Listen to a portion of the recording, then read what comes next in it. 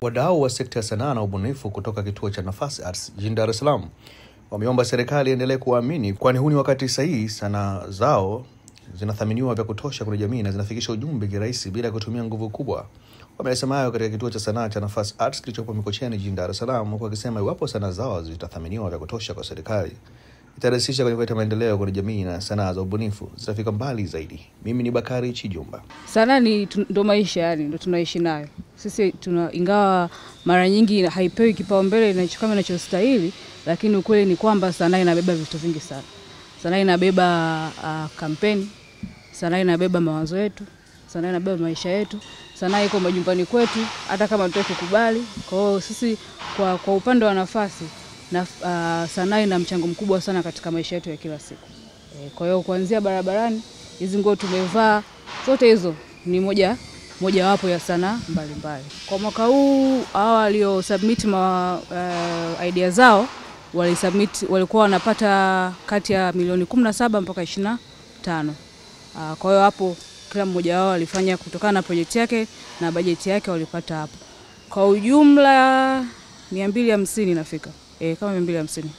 Sanaa ni muhimu sana kuwasaidia watu kujitambua, kuelewa, kufikiria tofauti na kushiriki kwa pamoja. Kwa sababu sanaa inagusa sehemu tofauti ya bongo zetu kuliko uchambuzi na takwimu na vitu kama hivyo. Inagusa haswa hisia zetu na tunavyojitambua.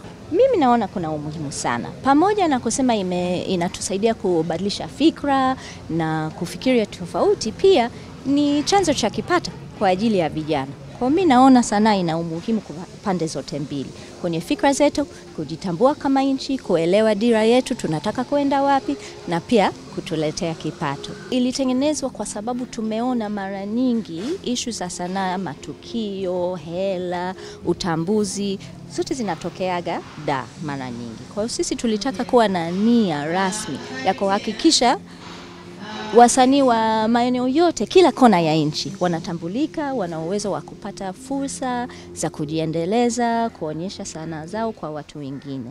Ndio lengo haswa ya Feel Free.